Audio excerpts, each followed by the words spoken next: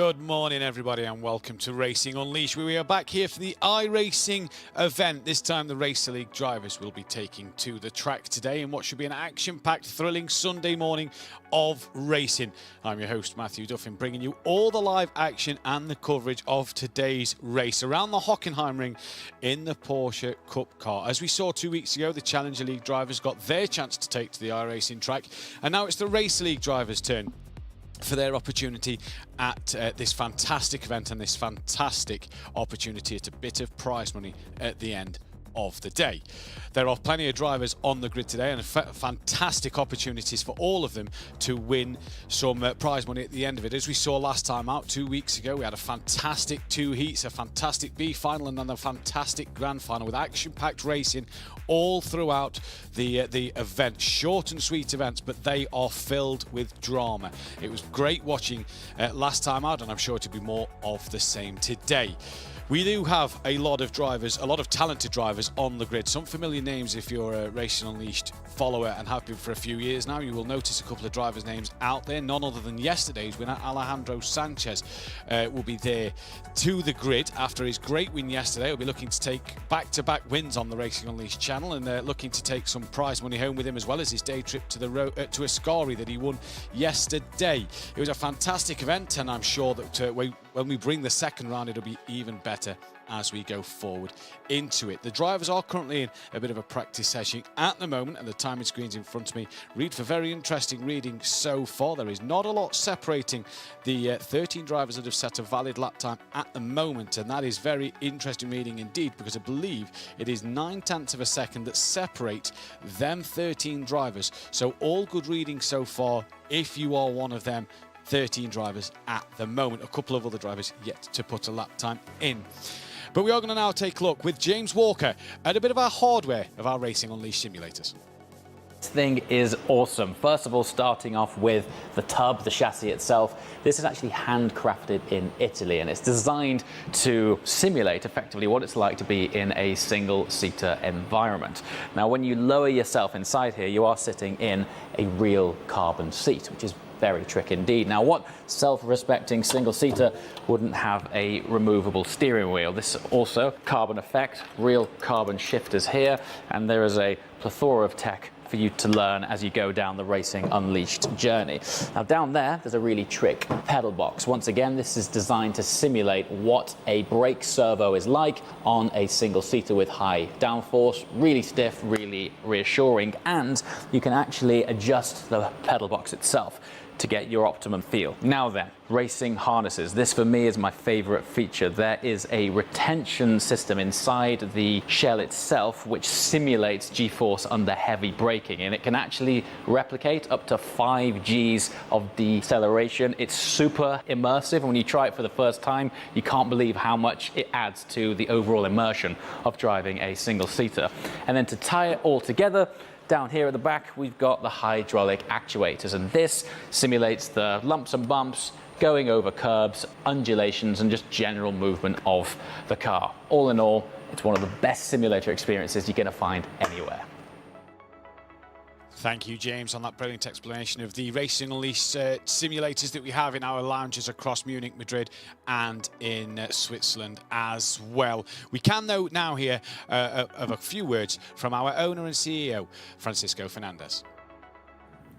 Dear friends of motorsports, dear sim racing community, I'm Francisco Fernandez, founder and CEO of Racing Unleashed, and I'm thrilled to invite and welcome you to our series. At Racing Unleashed, our goal is to put a dent into the universe of motorsports, breaking down barriers and making motorsports accessible for everyone, everywhere. With our state-of-the-art simulators, we bridge the gap between the virtual world and the physical world of racing. Our racing lounges do not only provide you exposure to state-of-the-art technology, but also ensures for fairness in sports, harmonizing software, hardware to give everybody the same chances to win. Additional to that, being the owner of probably the most beautiful and exclusive racing resort in the world, Ascari in southern Spain, I'm dedicated to scout the best talents in sim racing and bring them to the real track and real cars. Join us on this exciting journey and help us to become the most exciting and engaging motorsports in the world. Follow us as we expand our reach, coming to the town next to you globally. I'm also dedicated to make sim racing careers true careers for you. This year, we are excited that we've added iRacing to our offering, immersing ourselves even deeper into your hearts. Now you can compete even from the coziness of your own home and race for prize money. So I wish you herewith best of luck, may the best win, and I'm looking forward to seeing you again in one of our racing lounges. Thank you very much, Francisco. Thank you there, Francisco, for them great words of wisdom. And moving forward with Racing Unleashed, like he said, the iRacing event's new to the channel this year, new to the programme this year, as well as our spring events on the Assetto Corsa platform and the Assetto Corsa season. Changing its dates, sort of the championship starting towards the back end of the year in September, running through to the beginning of 2025. We have 16 drivers currently on the circuit at the moment, 40 drivers on the circuit, 2 sat in the pit lane. And let me tell you, all 14 drivers within 0.8 of a second of each other.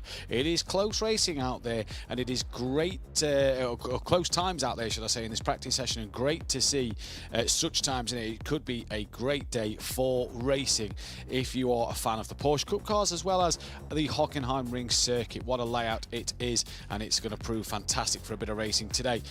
Obviously, we saw the Vallelunga circuit in Assetto Corsa yesterday provide some great action with the Road to Ascari that Racing Unleashed do here. The second event of that will take place at the end of April, and then the next iRacing event will be in 2 weeks' time as well, with announcements coming later in the day with what that event will be. That'll again be for both Challenger and Racer League drivers. In 2 weeks' time, we'll be back for the Challenger League, and then in 4 weeks' time, we'll be back with the Racer League drivers as well. So announcement later in the day.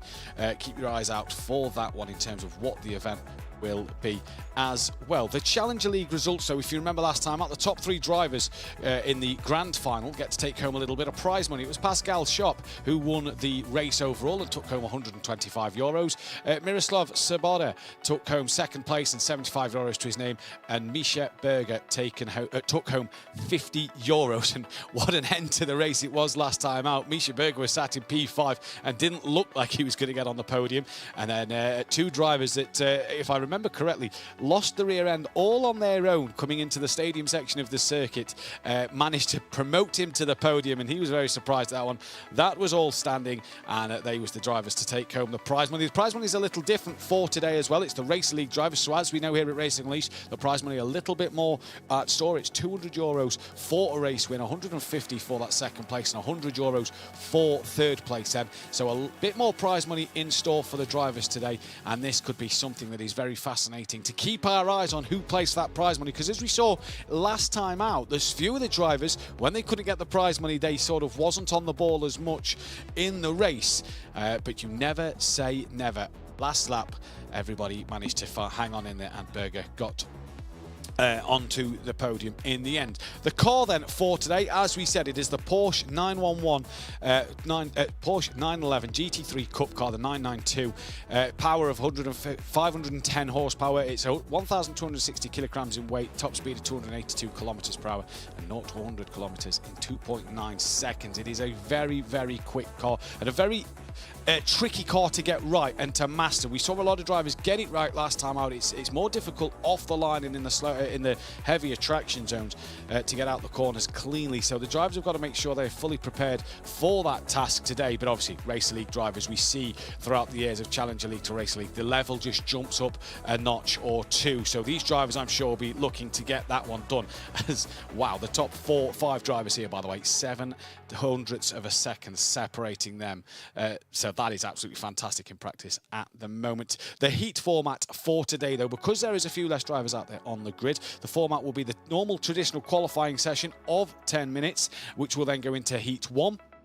Heat 1 will obviously be the odd-numbered drivers who qualified in the more traditional qualifying session. They will be in Heat 1. Heat 2 will be the even-numbered drivers. We'll then go into the Consolation, or the B final, if you will, which will just be all 16 drivers taking to the race, a bit of a sprint warm-up race for them, if you will.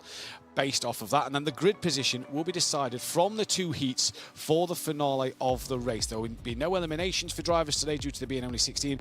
Every driver will go through the heats, the Consolation, and then into the final race. But the heats will be the one that will set the grid for that finale. So make sure you keep your eyes on that. Again, the odds will be in Heat 1, the even-numbered cars will be in Heat 2, and that'll all be determined based off of the qualifying session that we have coming up a little later in the programme in about 3 or 4 minutes' time. That'll be what we're looking at there. We do, though, have now a bit of a track preview for you of the Hockenheim Ring, and it is a fantastic circuit, as you can see behind me, based in Germany. Great to see Hockenheim out there on the sim platforms. Obviously, we don't get to see it much in the real world nowadays. Bit of DTM, and that's much of what we see. But you come through a tricky turn 1, you can use a lot of the curb on the runoff to try and propel yourself into this second corner, which is very easy to get a mistake, as you have to come right, then you flick it back to the left, as you want to get the power down as early as you can for that long run all the way down towards the hairpin, which is absolutely crucial. We could see a lot of overtakes and a lot of dive bombs go off here. We saw that a few weeks ago in the Challenger League event. So these drivers have got to make sure that, you know, respect and room is given. We saw Shop and Sabota have great racing into the hairpin all day long. You slingshot yourself out the hairpin, you propel yourself out of it, get a good launch. From there you come to then turn 7, a flat right-hander. As you go over the curb, try and use as much of the runoff on the outside as you come through towards turn 8. And again, another overtaking opportunity. We saw a few cars on the outside of 7 look up the inside into turn 8. So a chance there for drivers to maybe propel themselves forward there. As you then get a short run into 9 and 10. 9, a little left-hand kink. Getting into turn 10, you saw drivers on the curb. You don't want to take too much and be too greedy. It's easy to unsettle the car as you come to 11. Little lift off or a dab on the brakes as you come through. Try not to run too wide. You will end up in the gravel trap there before you enter the stadium section, where we saw it all go wrong last time out for the 2 drivers in 3rd and 4th. Turns 12 and 13, dropping downhill in towards 14 and 15. Not really an overtaking opportunity place, but we saw a few cars just dive up the inside into 15, which was fantastic to see before that all-important 16th corner, propelling you around in towards turn 1 there then. So that is absolutely fantastic to see. And we are now going to look to the qualifying grid at the moment. 15 drivers set a lap in the practice session, separated by 8.5 tenths of a second, as we are getting ready to go into that qualifying session then for the first race. Here is the Hockenheim Ring. 55% chance of rain. Is that on the screen? I'm not too sure. The humidity, apologies. No rain for today's event. I hope that we do bring some rain later in the year. That'll be absolutely fantastic. As we can see then, 21 degrees temperature, clear skies and a 16 kilometre an hour gust. It is 27 air temperature here at the Hockenheim with the 2.81 mile length circuit. So great to see these Porsche Cup cars going round. A lap record in the real world of a 1:41.1. So what will we see the drivers do today as they're getting ready to go out into their qualifying session.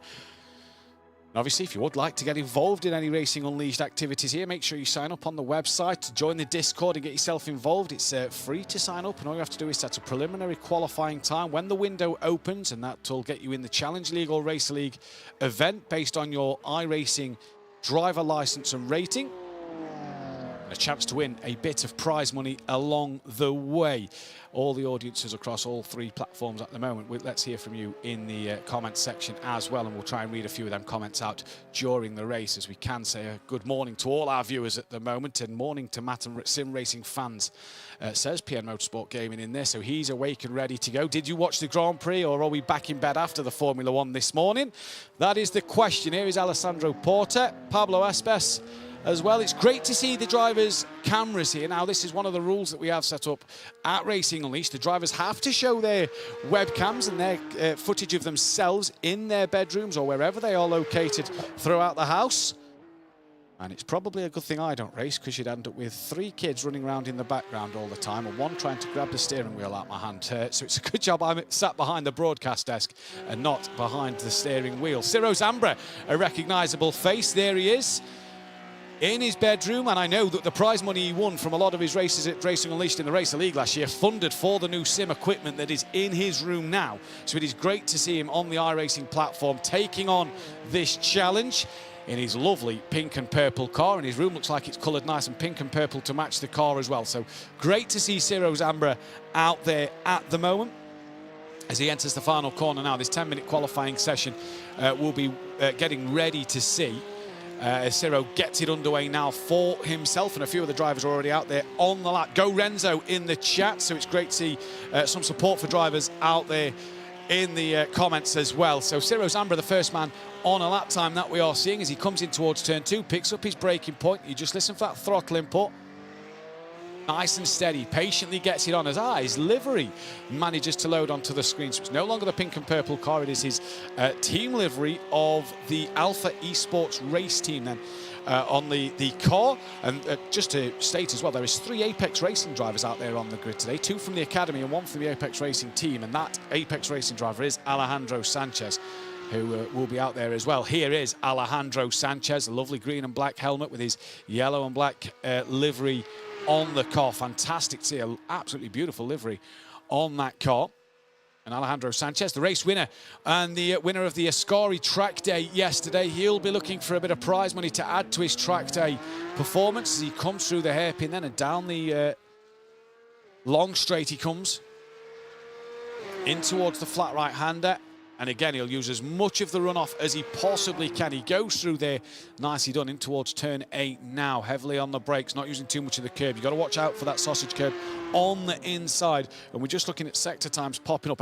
Obviously, everybody's going green at the moment based off their last sectors. Although it does still have their best sectors as well. So there's a few grey timing screens going up. So sector times improving here in the qualifying session, but they may be running a bit of a lighter fuel load or a bit more of an aggressive setup on the car for this qualifying session. 3.5 minutes through, not yet a lap time on the board to speak about. As I say that, Ciro Zambra manages to get a lap time on the board of a 1:41.465, and Espes goes within 8/10 of him at the moment. That is Dmitry Kovanov then, who goes P1 with a 1:40.5, so really setting the lap time alight. But it's Alejandro Sanchez, the man with the best license today. That is why a 1:39 dead. He stops it on the track, goes back to the pits. That could be his qualifying done. He may not need to see him appear on the track again in this one. 1.5 seconds clear at the moment of Dmitry Kovanov then. Ciro Zambra currently P3. This is on board Zatisev then, the Russian driver for SMP Esports, coming through towards the hairpin as Matsky goes P2. 1.3 off the back of Alejandro Sanchez. And yes, if you have been a regular viewer of Racing Unleashed, there is a driver who's currently sat P8, who I bet you're all dying for me to say his name. There's a Lubish there then. Door Esports racing team into the stadium. And again, just hear these Race League drivers just patiently waiting to apply the throttle here. Where is Nicholas in terms of lap times? He has had his best sectors on this lap at the moment as he's going to come towards the line now. Will he set his best time of the day based on practice? He comes to the line now, crosses it and goes nowhere at the moment, so it must have invalidated his lap. Yeah, invalidated the lap somewhere along the lines there. So he's got to go again to put a lap time on the board. Here is Luis Belike, one of the Apex Racing Academy drivers. Just trying to get it through all the corners in the Apex Racing livery. Nicely done with the green and black, absolutely stunning. Up over the sausage curb, not too bad to unsettle the car. Comes through the final corners for Lewis again. Green sectors in sector 1 and 2. He comes to the line now. Is he going to put a lap time on the board? He does. Goes P2 in the end of that one as it updates, and he's only 0.3 of a second off the back of Alejandro Sanchez. As time's now starting to come down, maybe Alejandro's going to have to make an appearance once again. Here is Pablo Espes then for the Wave Italy racing team. Down in 7th place, 0.9 of a second off the back of Alejandro Sanchez. Not an improvement through sector 1 at the moment then, as Matsky is in the pit lane. So no improvement at the moment, and it is only Lubish who has not set a valid lap time at the moment. So he's going to have to go again. Alejandro Sanchez is back out there on the circuit, I can see on my timing screen. So he'll be preparing to go for one more lap, possibly get 2 more runs in as well. running as little fuel as possible. Here is Pablo Espeso coming in towards that middle sector now. Oh, up over the curb, a little wider on the exit than he'd probably wanted to be. I imagine he's going to bail on this lap and have to go again second time around. Again, yet no improvement through that middle sector. As Lubisz does put a lap time on the board, puts himself up into P10 at the moment. And Ciro Zambra's the next driver who's about to finish his lap time. Is he on an improved lap? No, he's not. He's down on his sector time for Espes. It is going to be bailed and go again next time around. Ciro Zambra does put a lap time on the board. The next one will be Damien Harris, the only English driver on the grid today for the same team as Espes, the Wave Italy racing team. Green sector 1, green sector 2. Is he going to improve on his lap time? At the minute, he does, goes P13 as the timing screen updates here. So Damien Harris for the Wave Italy racing team goes up to P13, putting Dmitry Kovanov, Patrick Thompson down and Ciro Zambra down into that 16th place. But it is Thompson who is next to the line, I believe, just in front of Mario here that we can see on the circuit. Currently P3, no improvement that time around. Green sector 1, but this middle and final sector was not an improvement around there. So Velgut will have to go again for the Impulse Racing team then. As Porter comes across the line, he doesn't improve either. A few drivers just coming to the end. Matteo Kunze, who's got a few fans in the chat cheering him on as well. Currently down in P7. He is coming to the line. Doesn't look like he's on a better lap though this time out, so it might be an outlap for him. So far it's 0.3 of a second from Belik to Alejandro Sanchez. And it's an Apex 1-2, so I'm sure the guys in the studio will be very, very happy to see that one pan out at the moment. Matski in the pits, 0.8 off the back. Ciro Zambra 1.6 at the moment from the race leader. A couple of lap times being improved here. Mario, the guy we're on board with, has set green sector 1 and 2. It's been a nice tidy lap so far. Maybe just dipped an outside wall of the wheel onto the gravel there. Didn't seem to unsettle the car at all. As there we go, Renzo Uhlenbrock goes into P3. Pascal Costa now moves up into P4, so a few drivers late on in the session just improving their lap times. But P6 and P7 and for Costa P4 will not get another lap. And here comes Mario Velgut into the line. And what will he do as he crosses it, goes up to P4 ahead of Costa, but he is done for the day. Here is Alessandro Porta then, our Italian driver, currently down in 13th place. He's had a green middle sector. What will it be at the end? It was no improvement through the first sector. Where will this put him towards the line as he crosses it now? Any improvement for Porter as he comes across? Believe there wasn't, so he stays where he is. Matteo Kunze then, the next driver to the line, the privateer. Best lap of a 39.920. What will he do as he rounds the final corner? Just looking at his sector times, no improvement at the minute. So he needs a good final sector to find that 2000th, and he doesn't find them there. Next driver on a quick lap was Zatisev. Oh, Shashin has ended, so the drivers are done, and it is that man, Alejandro Sanchez, 0.3 clear. Didn't take the pole position yesterday, but he has taken pole position today, and he will be the man in that first of the heats then, with a few of the drivers ready in Heat 1, who will get underway, which will, again, reminder, the Heat 1 and Heat 2, because there is only 16 drivers today, will set the grid for the grand final race at the end of the day, where the prize money will be up for store. But Alejandro Sanchez there, setting the timing screens alight already, 3.5 tenths nearly ahead of his closest rival. So it is great to see Alejandro take that pole position, and he's gone from the simulator to his bedroom or living room, and has managed to do the absolute business there. Just looking at a few of the comments in the chat. P3 for Renzo says, Griffin, it's great to see that one. And this is iRacing. This is not a version of ACC. This is iRacing. Phil in the chat, who has asked the same comment twice. It is iRacing, Phil. So PC only, no sort of console compatible platform for this game. It is just a PC iRacing version, but a good bit of chat for Renzo in there as well. We do have the grid order though for the first heat. 8 drivers will take to the first heat. It'll be Alejandro Sanchez from Renzo Uhlenbrock then with Pascal Costa, Maxime. I'll read their names off the laptop because I can see them a little better. Mariotti in P4. P5 will then be Kunze. P6 will be Zatisev. P7 Porter, and P8 Kofanov then coming from the back.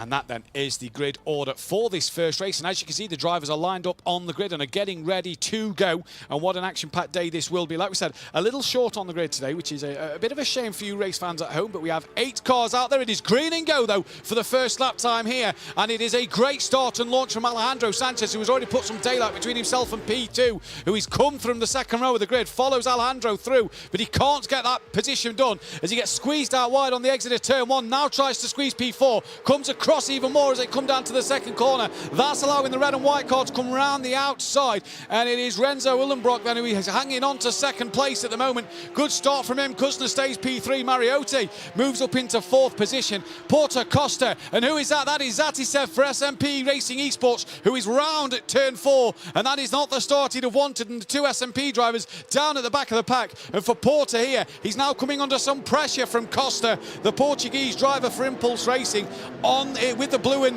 white livery, and he tucks underneath. That's a great mover if he can get the power down and the traction out of the corner, but he doesn't manage to. And for Pascal there, trying to set him up as they come in towards the middle sector now. Good start to this race though. Alejandro Sanchez has already checked out. Now for Pascal Costa, he's going to look to the outside. There's a lock up from a car in front. That is Kunze then, who has managed to lose a couple of places, or lost the one, sorry, to Mariotti. Uhlenbrock is the car in front of him, but Porter and Costa all over the curb was Porter there. You saw the sparks fly as it grounded along the sausage curb. Costa sticks her nose in. How they've not made contact. Great racing from the pair of them so far. And into the stadium we come for the first time in this race.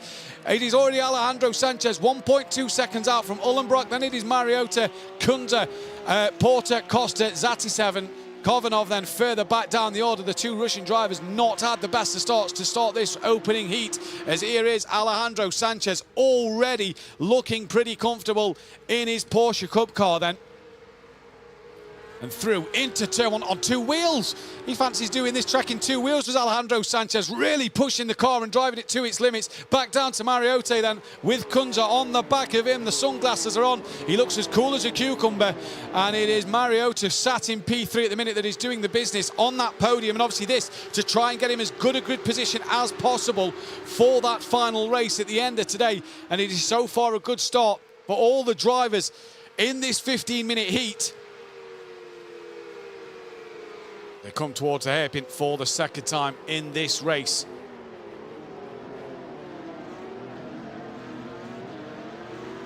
All through nice and cleanly.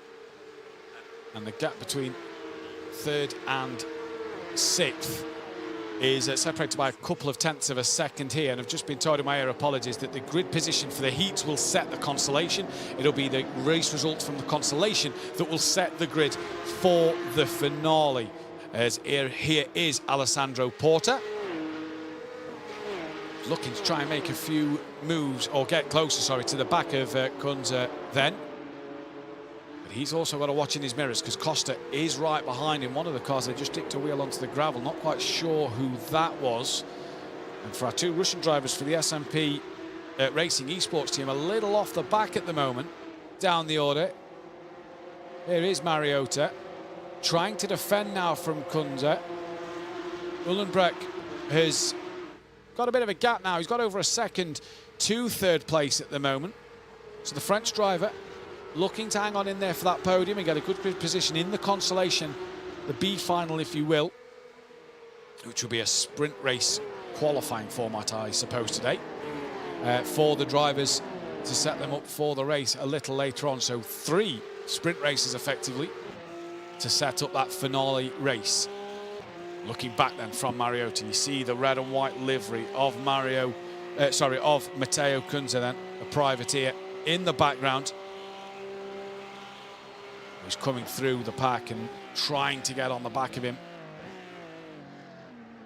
Closes under braking brilliantly there, and that was Porter running a little deep at the hairpin, but Costa couldn't capitalise on that one. So Porter got away with that a little bit there, just ran a little deep and manages to get away with doing so. But is he now starting to feel the pressure of Costa behind, I wonder?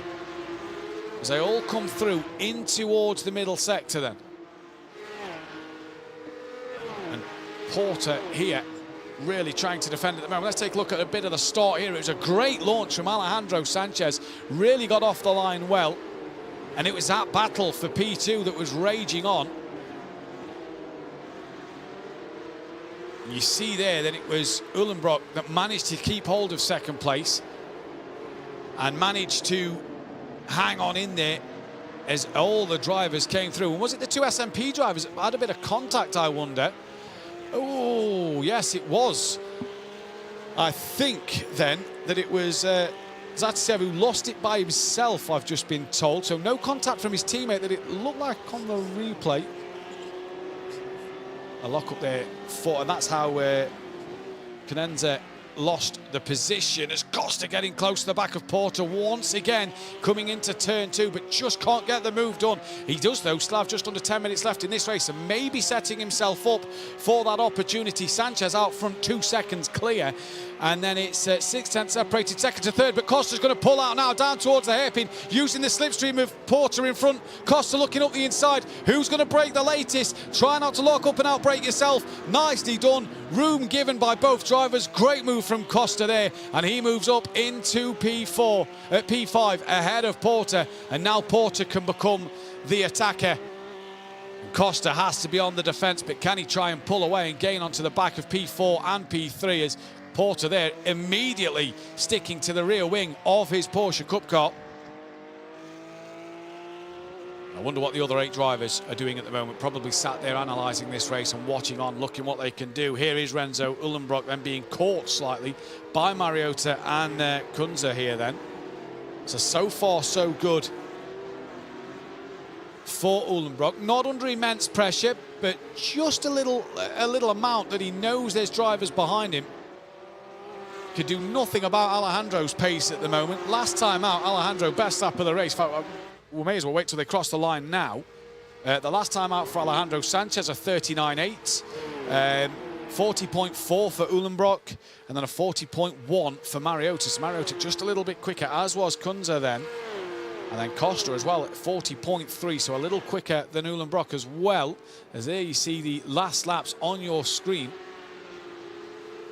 So all going well for the drivers at the moment. Then here is Uhlenbrock. Down towards the hairpin corner.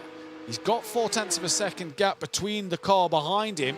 And Kunze here then has just dropped off the back of Mariota in towards the hairpin, closing under braking.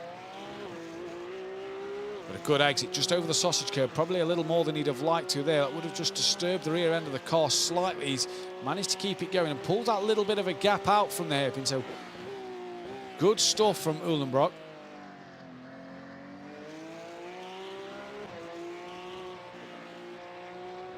Flicks it through. Again, try not to use a lot of that sausage curb. He did there. You saw the sparks fly as it rode along the underfloor of the car. Is he just starting to push a little hard here? As he knows that Mariota is coming, as is Kunze. Costa in the background started to pull away from Porter, so he's trying to gain onto the back of the 3 in front. While ever this queue is developing here, that could allow him some time. 8 minutes 23 gone in this 15-minute heat, though, so not a lot of time left in the race. Here is Kunze, up 1 position from his start place. And last time around, a 140.3 was 0.2 quicker than Uhlenbrock. And when you look at Costa as well, he was a 140.3, so another 0.2 taken out. 0.2 not enough at this stage in the race to gain on the back of him when he's when he's about 2 seconds behind Kunze. So he's got to get his foot down as Costa if he wants to get on the back of this top 4, this second, third and fourth battle, obviously to set themselves up for the consolation final. 8 drivers watching on and waiting. Uhlenbrock just defending the middle of the road so that Mariota either has to commit fully or bide his time, and biding his time he is Sanchez has a massive pace advantage, I'm seeing in the chat. Indeed he does, but this is only the first of the heats. Obviously the grand final will be coming later. Alejandro doing absolute bits at the moment. Kunze here then. Just has a bit of a gap between himself and Mariota. He's been closer in this race, but he's allowing Mariota to just put Uhlenbrock under some pressure then. As they come towards the stadium section now, 2/10 separate the two drivers. Costa has lost a bit of time throughout this lap to these three drivers as well. This lap, it was just under 2 seconds. It's now just over 2 seconds. So he's lost a bit of time this lap. 0.6 of a second separating the battle for second place, Uhlenbrock, Mariota and Kunze. Ooh, was that a little wide out of the two in front? Well, lap times across the board again. Both drivers in front a little quicker than the other. And a personal best on board Kunze then, a 140.545. So he does a PB on that lap. And now Mariota having a look, tucks back into turn 2. This battle for second really is fascinating at the moment. This is great defensive driving from Uhlenbrock, but I say defensive driving. Mariota's not really attacked the back of the Belgian driver at the moment. He's really looked to just patiently wait about his business and go about his day as it comes. He's going to take the opportunity when it arises to him. Look, he's gone to the outside, knowing that Uhlenbrock will defend that inside line. Parks it on the apex. Beautifully done there, and that catches Mariota out, nearly taps the back of him, but nearly puts Kunze into the back of Mariota as well. This is all going to play into Costa's hand. If he can just up his pace a couple of tenths, half a second at least, he might be able to get onto the back of this train here. But great driving from the three in front. Here is Pascal Costa. Just not able to stick with him. In fact, that gap has came down a little bit. It is now 1.8 seconds to the car in front. Mariota showing that he's got pace today, by the way. His best lap time is only a tenth slower than Alejandro Sanchez's best lap time. Is that Sanchez's fastest? He's probably got more in the tank, but he's stuck behind Uhlenbrock here, who is driving absolutely beautifully, parking the car where he needs to, parking it on the apex, knowing that if he gets a slower apex, slower to pick up the apex, and then gets that traction out of the corner, the other cars behind have got to be a bit slower through at two wheels again, bouncing through turn 1. Here is Alejandro Sanchez in the distance, 3.9 seconds up the road, but it is this battle for second that is raging on at the moment.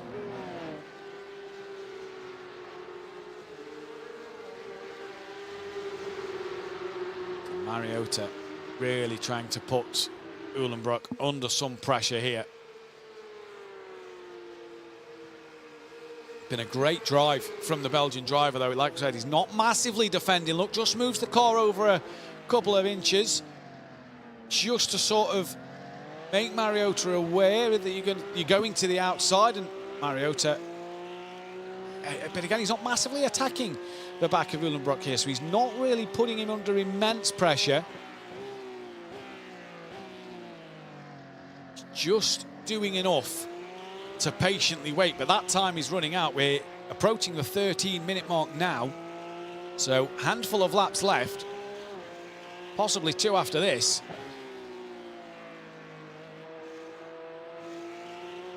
Mariota's got to get a move on. Uhlenbrock there, drops 2 wheels into the gravel trap, so just runs a little wide on exit, making that mistake. Doesn't open the door, though, for Mariota to have a look.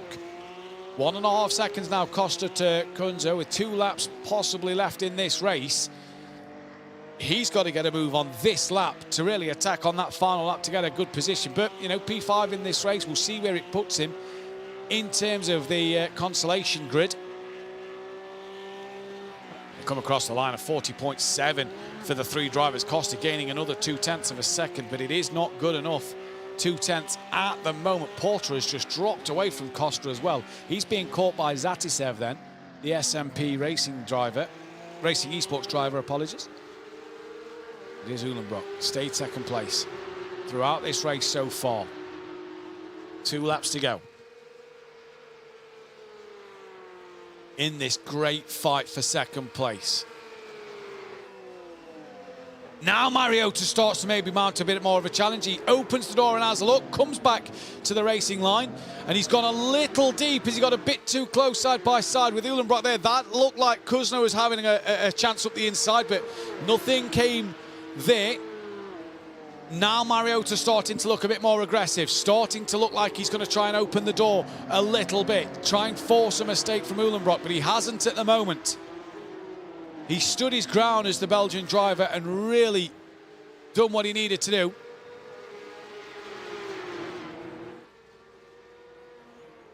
Here is a man who we've not really seen much in this race, Alejandro Sanchez. Dominant, likes to flag at the moment. There is only 10 seconds left in this race, so there will not be a second lap here.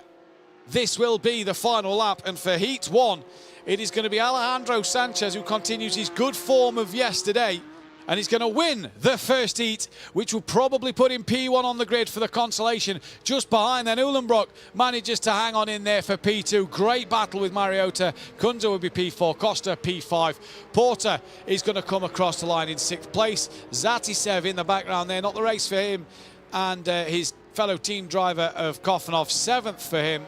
And Kofanov rounds the final corner. It will be P8 for Dimitri. In the first of the heats, then, and we've got 8 drivers now that will be getting back into their simulators and will be getting back ready for their second race and the second chance for them, for the second heat and the chance for them to go through the grid, where we get to see regular faces like Ciro Zambra take that. So this, remember, the 2 heats are now going to set the grid for the Consolation. The Consolation will set the grid for the finale at the end of the day. And what a day we have in store coming up. If Uhlenbrock can defend like that, I'm going to be interested to see what he can do with a few more cars on the grid. That was absolutely fantastic stuff for him to say. The grid order for the second heat, though, it is Lewis Belicki, who will be P1, Mario Velgut will be P2, Patrick Thompson P3, Tim Matsky will be P4, Pablo Espas P5, P6 will be Nicholas Lubish, P7 Damian Harris, and P8 Ciro Zambra. Then, a couple of Apex Racing Academy drivers in this one. Lewis Belicki and Patrick Thompson will be the 2 drivers to watch in this one from the Apex studio side of things, to keep their eyes on their drivers. As we enter the grid now, 1, 2, 3, 4, 5, 6 drivers. See on that grid. Looks like there's a couple of grid spots empty there. Waiting for 2 drivers to confirm, ready up basically, if you will, to get onto the grid. And then we can get ready to go. As the drivers are just there waiting for them, and we will see what we await for them to appear on the grid for this one. So 6 drivers at the minute, just waiting for the other 2 to be back in their simulators, ready to go for this second heat and for the 15-minute second heat race in this event. Remember that 2 weeks ago we saw the Challenge League event where Pascal Schopp won the €125. The cars have got onto the grid now, and we'll be getting ready for the lights to come on as they patiently wait here for the red lights and the start of this race at the Hockenheim ring.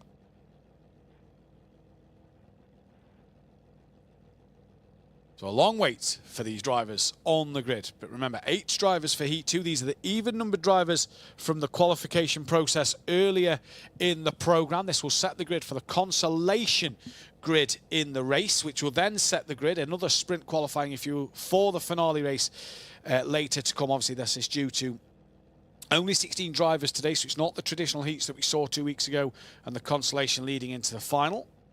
If you want to get involved here at Racing Unleashed in the iRacing event, make sure you sign up on the website. As the red lights appear now, and for heat number 2, it is green and go again. It is a good start from the front runners and a bit of a bogged down start for the car on row 2, who's already lost a couple of positions. But the 2 drivers out front already making a great getaway into turn 1, now down into turn 2. Already a battle happening in the background. I believe that is Ciro Zambra, who's coming door to door with one of the Apex cars, that looks like, of Thompson, who was the driver who was a little bogged down at the start of this race. Zambra now looking up the inside. No, sorry, that is not Zambra in the pink car. His decal has actually now loaded in. That is Zambra in the blue and black car. Harris is the one in the pink, and Ciro Zambra gets past Harris, and now is he going to look up the inside of the Apex Racing? Harris is still there. Harris is now going to have a look up the inside of Ciro Zambra. Is he going to look up the inside of Thompson? Sticks a nose there. Don't make contact somehow. Ciro Zambra's very wide, and that's going to allow Lubic to come through as well. So that's 2 places lost for Ciro Zambra out the hairpin, and already out front, Luis Bellique for the Apex Racing Academy has got a few bits to do in towards turn 8, leading this race, the German driver from Velgert then. And then Matsky sort of in no man's land, not quite on the leaders, but just ahead of Espes in P4. So for Lewis, he's got a big job now to defend or pull away from Velgert in this race. They jump over the curb and dip down onto the AstroTurf on the outside. Here is Tim Matsky. And now Ciro Zambra going side by side with Lubic into the stadium section of the circuit. Ciro Zambra all the way around the outside. Still keeps it there. No, just giving that space back to Lubic to come through into turn 15. Ciro just got to now reset himself on the back of Lubic to try and make the move a little later in this race. Here is Espes. Over the line with Thompson on the back of him, the Racing Academy, Apex Racing Academy driver. Thompson now having a look as they come down towards turn 2. He's fully side by side here. Who's later on the brakes? Up the inside, Thompson. Can Espes keep it around the outside for then turn 3? He can, just about, but Thompson gets the run through the corner, and that puts Thompson up to P4. So Espes drops down to P5 now. And Thompson, after that poor getaway off the line, is now working his way back up the order.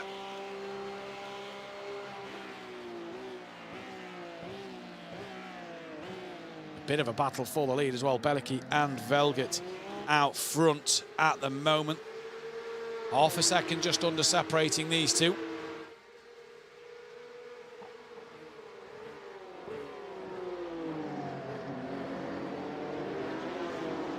Through they come then, turn 8 into 9 and 10. Already gaps starting to appear as Thompson's now going to try and hunt after Matsky then. Here is Velgert in P2. Really pushing the limits there is Bellique, but he has extended his gap this lap, so he has opened up just a little more. Velgert as well, just being able to extend his gap over Matsky. So a quieter race at the moment at the start of this one. Ciro Zambra has fell off the back of Lubic here. He's trying to get onto the back of Harris, who's up on position from his race start. Velgert really taking a lot of that sausage curb, and that's where you see the difference between the Race League and Challenger League drivers. 2 weeks ago, they wasn't really touching the sausage curb on the inside. This week, they are all over it. And it is Bellique leading from Velgert at the moment. Matsky P3, Thompson P4. Here's Espes trying to stay on the back of Thompson, but he's got Harris and Lubic just behind him, with Ciro Zambra falling behind in the background.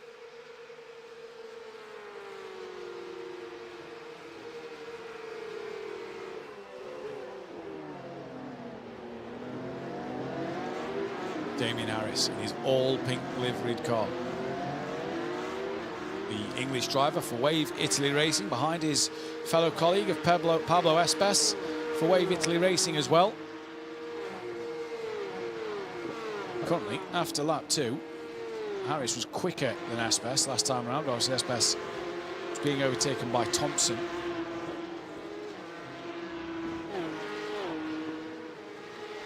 Who's not managed to pull away massively from Espes in this race at the moment, but is closing the gap to Matsky. There he is. That's possibly why, if he's just dipped a wheel into the gravel trap.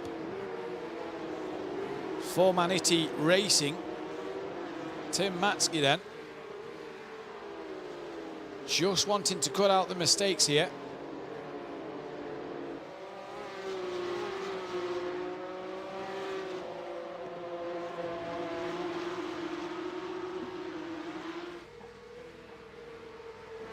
They'll come across line. This is a battle for second place. 2.5 seconds from second to 7th. Sorry, third to 7th. And it is Matsky who is within 7 tenths out of Thompson here. Ciro Zambra not at the pace of the drivers in front. A little slower that time around, 41.0. That's his best lap of the race, so 8 tenths slower than the car ahead. And for Lubic here, gaining on Harris. Now will we see that slipstream come into play? With 6/10 between Matsky and Thompson then. And a good train developing here. That slipstream not taking too much effect at the moment for Lubisz. Doesn't look to have a look up the inside. And he just patiently wait and bide his time and wait for his time a little bit more. Let's take a look at a few replays of the race start. And what a start it was from the race leader, who both got away absolutely brilliant. Thompson got bogged down off the line and couldn't find the traction he needed. Oh, Lubisz there on the live action camera, just getting a bit close to the back of Harris and had a little moment. This was Harris on the inside of Thompson and Ciro Zamba at the beginning. Lubisz as well trying to make it 4 wide into 3, and they all filtered through. Ciro Zamba managing to get the move here on Harris before Harris kept his nose there and managed to get him back at the hairpin, in which invited Lubisz through as well. This was great driving on the replay from Ciro Zamba. Managed to get that jump early on. Then here comes Harris in the pink car. Even had a look at Thompson at one stage, but thought better of it. Ciro Zamba runs deep because he has to leave the car's width, and that's going to invite Lubisz up the inside, and through they all went. Lewis Bielicki out front now, 1.1 seconds.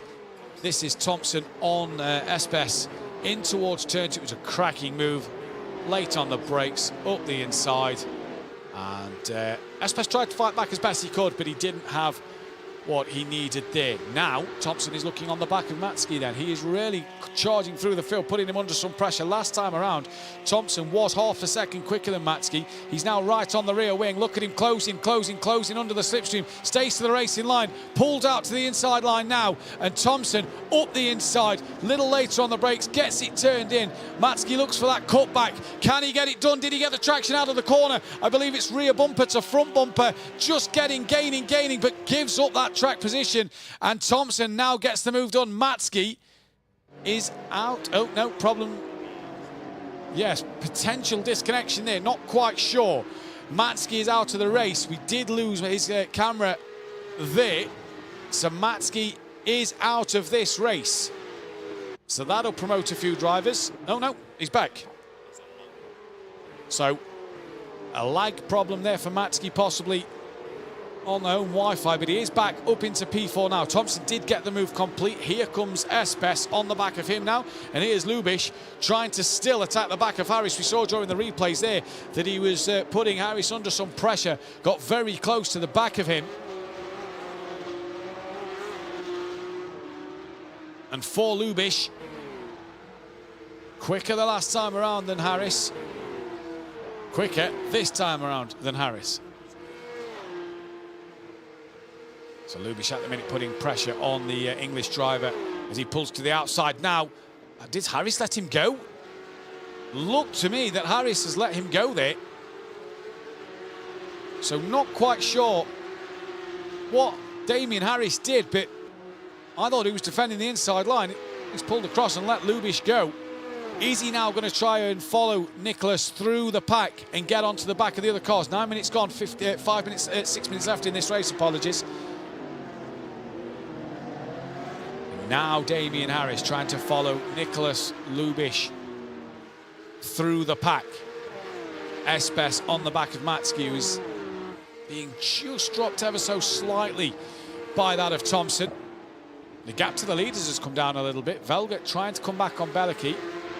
Now Matsky still having to defend. He'll want to attack the back of Thompson, but can't do so at the moment.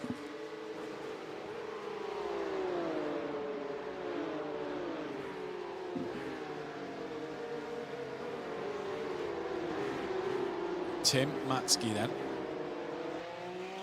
really putting pressure on the back of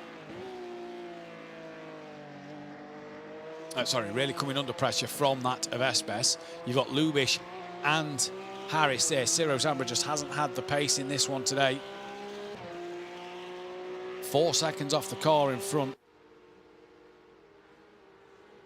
As again, yeah, Matsky again, just struggling with maybe a bit of connection problems. We'll see if he comes back in. Awaits the car to magically reappear in between this battle, but that promotes Espes up a place. He's tumbling down the orders again. This, again, to me, seems like a home internet connection problem for Matski. Espes then promoted up to P4 as it stands. Lubiš, Harris, Ciro, Zambra promoted as well. Zambra does his best lap of the race. They're a 140.5 last time out.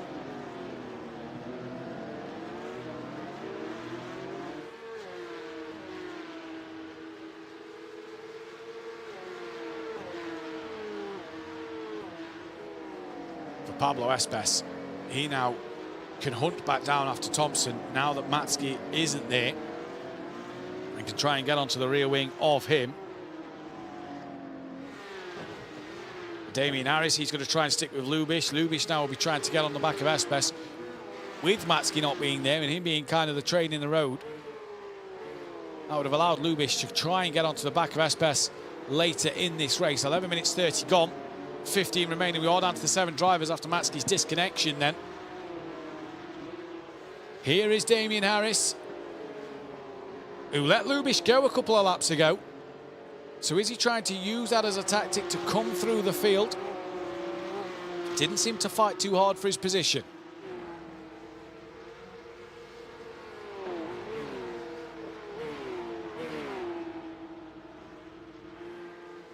Really attacking the sausage curb through turn 1 is Harris. Here's Thompson.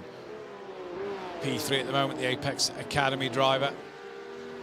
Got Espes right on the back of him now through turn 2. There's just a little mistake possibly for Thompson. Espes being able to carry that bit more speed. Espes was a 10th quicker last time around.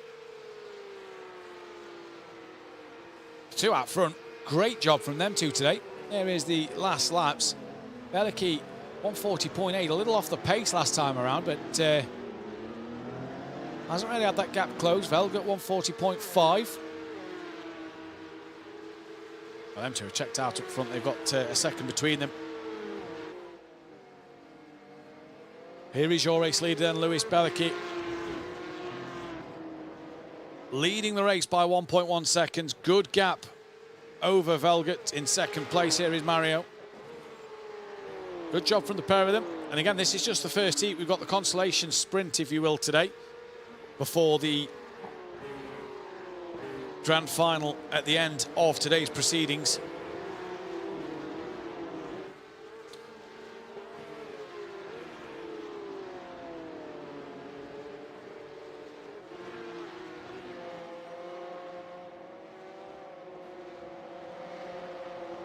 So Espes trying to get on the back of Thompson as best he can here. 13 minutes 33 have gone in this race, so this will probably be the last lap of the race then.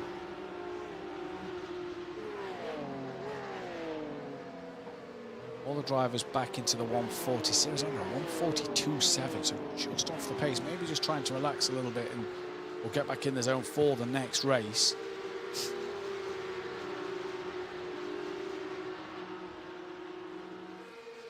Be great to see Matski back as well, because he was having a great fight with Thompson and Espes. I think he is back in the lobby, actually. He's saying he's on pit exits. Yeah, Matski is back in. So clearly a connection issue there for him, which is a shame, but a bit more track time he'll get 1 lap in, which is a shame for Matski. But as is the fun of esports racing then. Through comes Espes. Being dropped by Thompson now, being caught by Lubsic. With 30 seconds to go, that's a bit of a gap. If Lubsic was to get on the rear end of Espes. Here is Luis Belicki coming into the stadium. Pretty comfortable win for Luis, you have to say. Not really under much pressure from Velgert. Early on, it was a little bit, but he's managed to just pump in the lap times and pull away. And has been absolutely fantastic since. And Luis Belicki then, he rounds the final corner, barring a problem here, he's going to come to the line and take the Heat 2 win. And that'll put him up the grid for the sprint qualifying. I suppose we'll call it Velgert P2, Thompson P3, Espes P4, Lubsic P5, Harris P6. And there in the background you see Ciro Zambra about to finish in P7. And Matski, the last driver out on the track, obviously a lap down, will 8 for that one. That's that. Then we'll set up the grid order for the start then of the Consolation or sprint qualifying today, as we may as well call it for this one then, which will set up the qualifying order for the race. That will be, I assume Alejandro Sanchez will take pole from then Lewis Bellicki and then so on and so forth. But we'll get you the final grid order when we hear from it though. But a good race there for Sanchez. Dominant victory in the first heat, and then for Lewis Bellicki as well. A good victory. Wouldn't say dominant, but it was comfortable victory for Lewis in that final race. The grid order then will be Alejandro Sanchez from Lewis Bellicki, P2. P3 will be Renzo Uhlenbrock. P4, Mario Velgert. P5, Maximi Mariota. Patrick Thompson, P6, Matteo Kunze, P7. Pablo Espes, P8, Pascal Costa in 9th. P10 will be Nicholas Lubcic, P11 Alessandro Porta, P12 Damian Harris, P13 will be Valisy Zatisev, P14 will be Ciro Zamba, Dmitry Kovanov, P15 and Tim Matsky, P16 place. So that will then be the grid order for the Consolation, the sprint qualifying, which will determine the grid then for that grand final race coming up a little later on in the programme. And Alejandro Sanchez, I'm sure, will be looking to take another pole position. He got the pole for the sprint. He'll now want the pole for the grand final in the race, as we are waiting the drivers to take to the grid and take to their positions. For Tim Matsky, hopefully his internet holds out for this one. He'll obviously be wanting to have a better showing. He had a good fight with Thompson there in the second of the heats, and it was a shame to see. For Uhlenbrock, it's going to be interesting to see, now that we've got Bellicki and Velgert on the grid, it's going to be interesting to see what Uhlenbrock can do. He defended very well, especially towards the end of that first heat. Now putting these other drivers in there, it's going to be fascinating to see what he can do. Mariota as well, what pace will he have? Thompson coming from 6 needs a better start than what you saw in the second heat. He didn't get the best getaway, did Thompson, so he'll want a better start for sure in this one as he goes forward then. Pablo Espes, P8, he had some good pace, as did Pascal Costa. But Tim Matsky coming from the back of the pack. Let's watch out for him and see what he can do.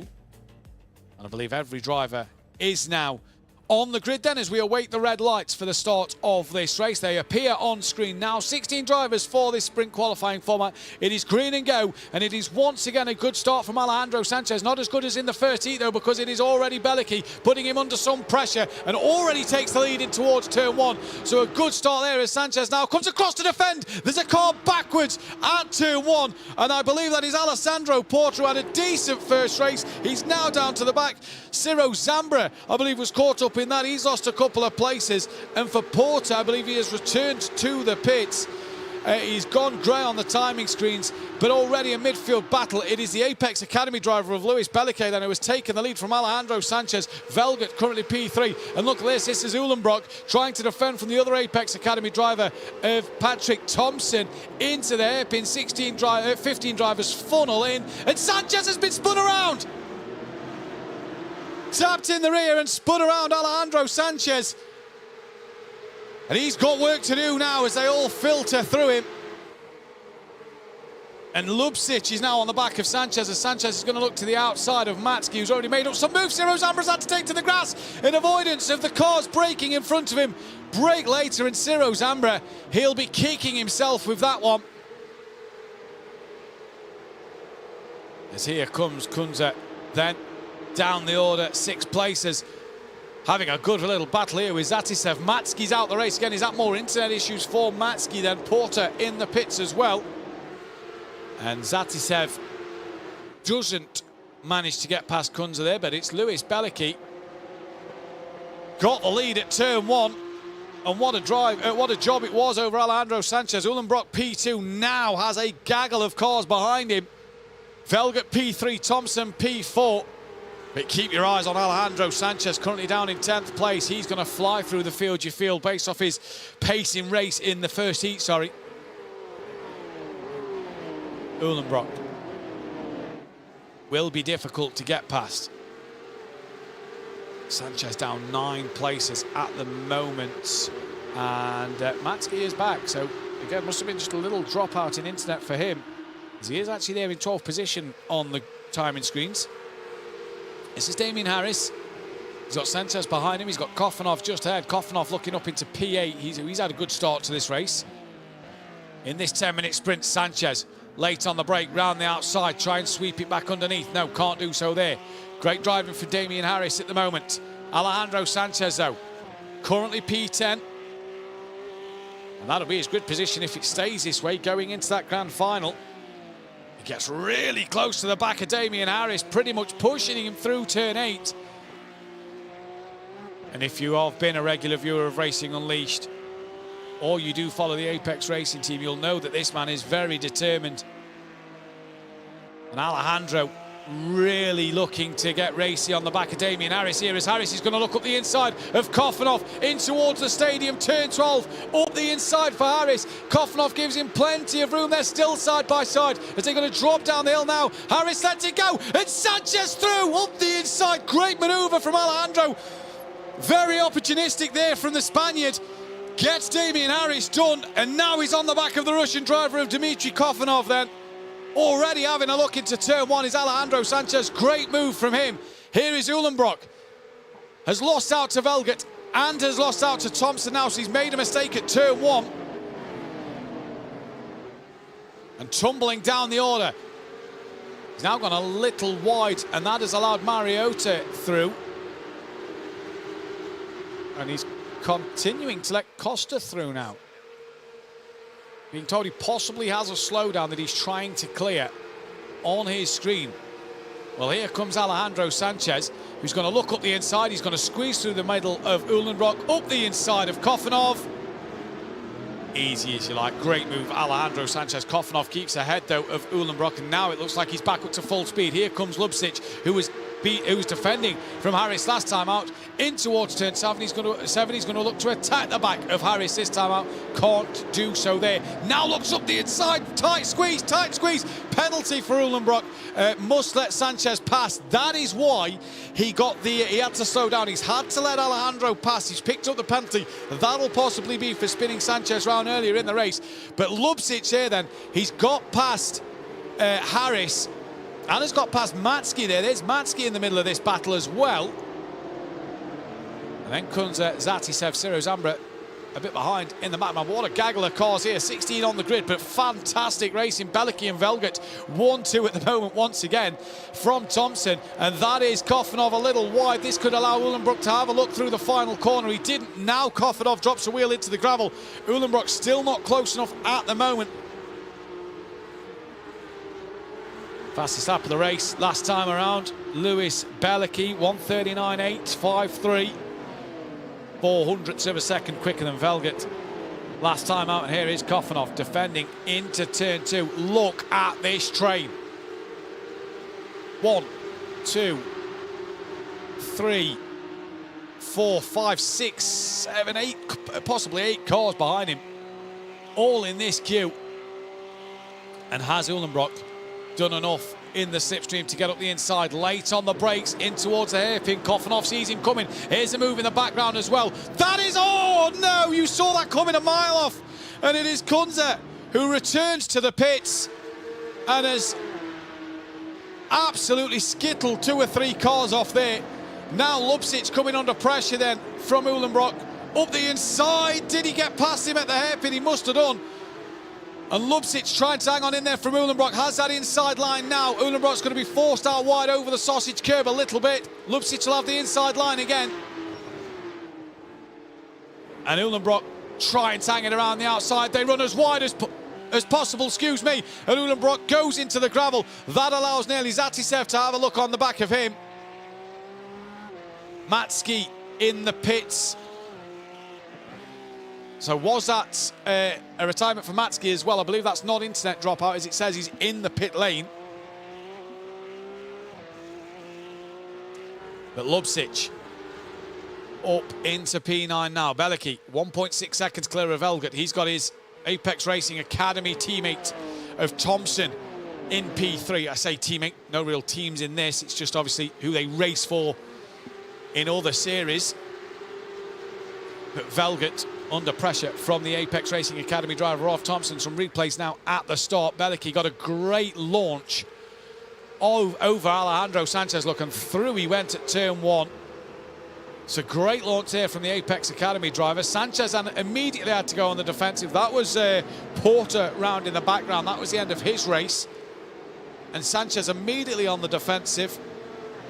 Uhlenbrock in the black car to the right-hand side of the circuit. The blue and white car in the background, I believe that was Velgert, as well as Thompson on the back of Uhlenbrock here. Then this was down to the hairpin. This is where Sanchez, I believe, got hit. So Sanchez defends from Velgert in towards the hairpin. Uhlenbrock just looks up the inside of all of them, and as easy as you like, around goes Alejandro Sanchez.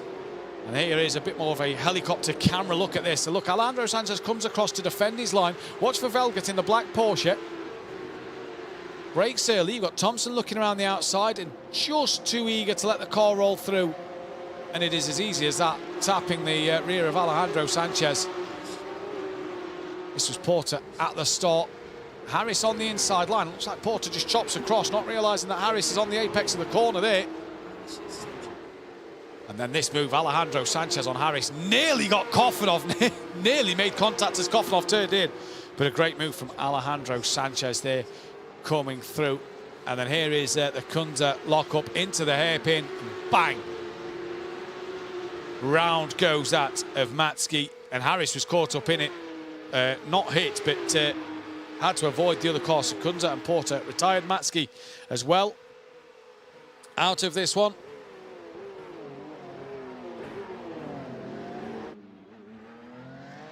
Now we have Velgert defending from Thompson, but Thompson looks like he's got a bit of a run underneath. No, he hasn't, not quite enough. Sanchez is gaining on the back of Espes, but this potentially the final lap of the race. Now Thompson looks to make the move on Velgert through turn 7 to the outside of 8. Velgert goes, and around the outside he's going to try and go. Velgert will have then the inside for 9. Thomas tucks back in behind and waits for the next time he can make a move. But on the last lap of this race, potentially, you just wonder if Thompson will be able to get this one done.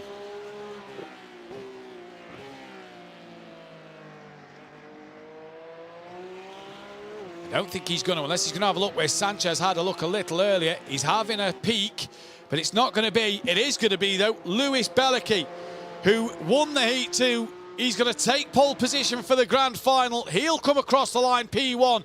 Velgert hangs on for second place from Thompson. Then it is Mariota, Costa, Espes, Alejandro Sanchez down in 7th. Watch for him in the race from Zatisev and Koffanov here. And then it is Harris ahead of Lubsic, who must have made a mistake towards the end, and Ciro Zambra bringing up the rear there as well. What a race that was. Fascinating, as we saw Alejandro Sanchez tumble down the order with a spin there. He had to work his way back forward. It was interesting to see. It's going to be fascinating to see what he can do from 7th on the grid in the grand final coming up in a moment. And once again, the prize money that the top 3 drivers are playing for is €200 for the win, €150 for second place, and €100 for third place. So they'll want to get on their podium positions, as we can see.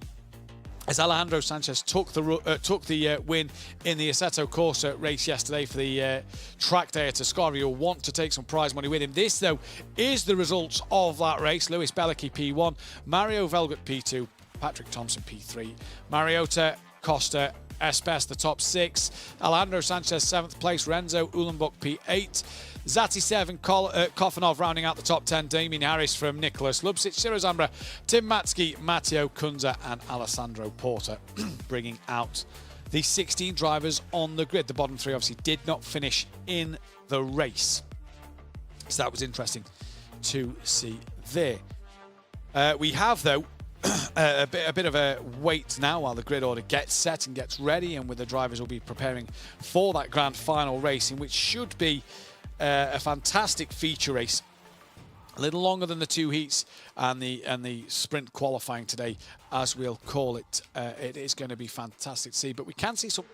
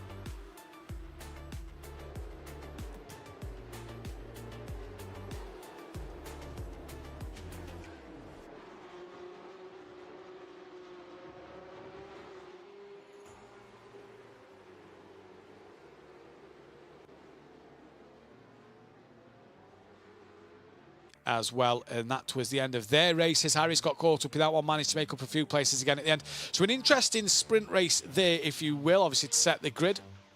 No drivers eliminated this time out. Well, the grid is being set. It was Lewis Bellicki, though, who got the lead at the start, didn't look back from that one. He really did well in that race. Velgert come under pressure from Thompson at the very, very end. So it's going to be interesting to see when the drivers are lined up on the grid, how they will be. We have the grid order for you now. It will be Lewis Bellicki on that grid order from Mario Velgert. Patrick Thompson will be P3. With Mariota in 4th, Pascal Costa P5, Pablo Espes in 6th place, Alejandro Sanchez 7th, Renzo Uhlenbrock will be P8,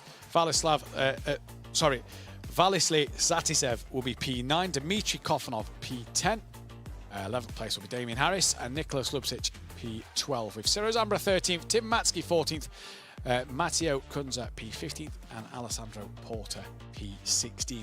Matsky not had the best of days today, with a couple of internet issues and then being taken out in that last race. The drivers are appearing on the grid now. They all look ready and set to go in this race. We can get ready for the finale of today's race, iRacing event here at Racing Unleashed. The lights come on now, and for the final time today, it is green and go, and will Bellicki get the start he needs like he did in the heat and in the Consolation? He does.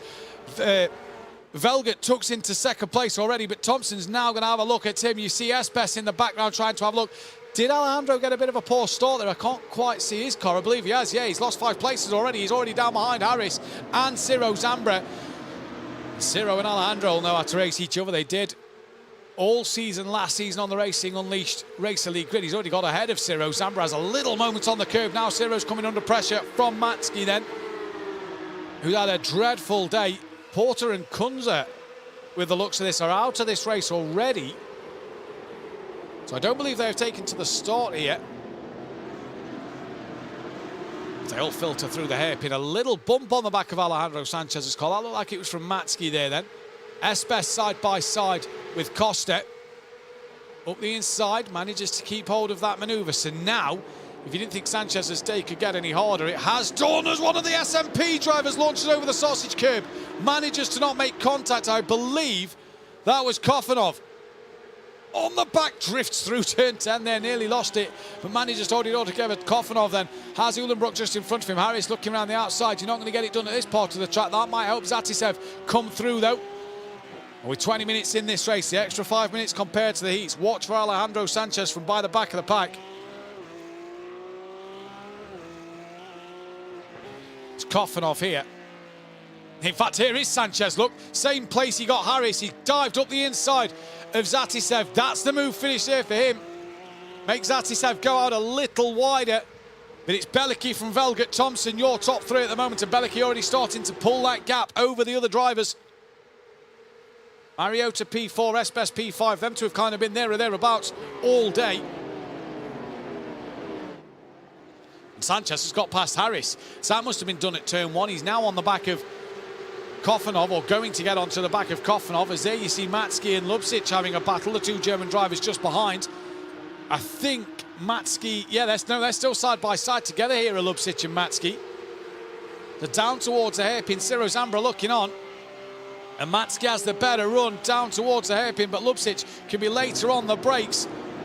There's the SMP driver just in front, and is he going to look up the inside of Zatisev? He has indeed. That is a great move late on the brakes. Zatisev left the door open, and through goes Lubcic side by side to have the inside line for turn 7. And it isn't always the quickest line around. Late on the brakes again over Zatisev. Now can he go around the outside of 8? He can indeed. He's still side by side. Great racing in the Porsche Cup cars here. Has that inside line for 10 just about. And the door's still open from Zatisev.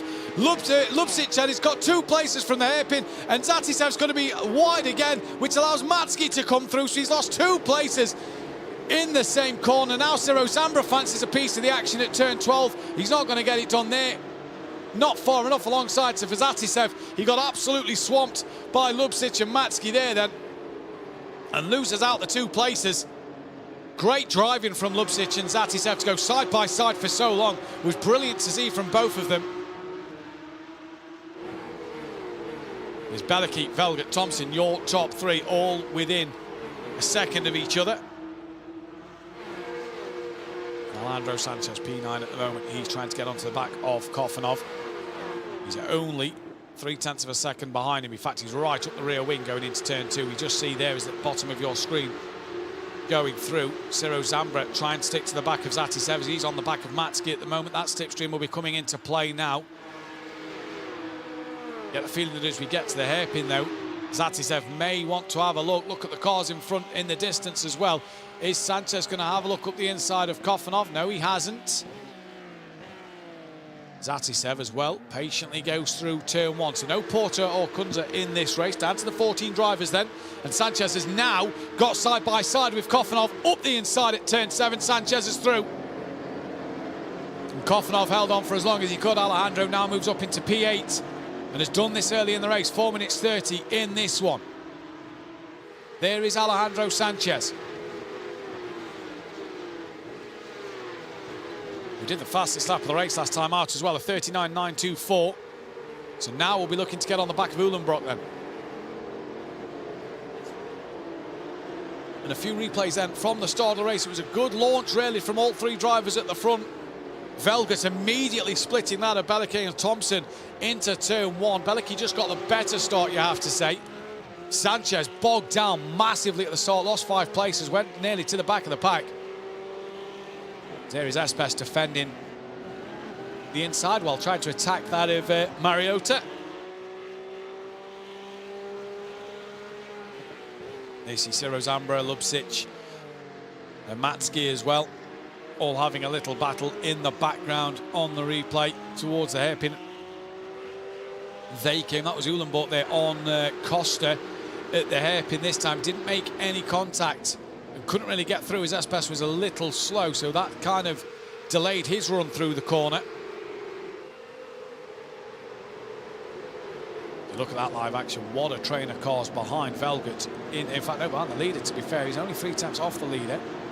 This was one of the moves of Kofanov jumping over the sausage curb nearly into the side of the car ahead of him, which allowed Harris immediately onto the back. This is Sanchez's start, and yeah, you just see, did not get off the line well at all there. Did Alejandro Sanchez, and was absolutely swamped off the line by everybody.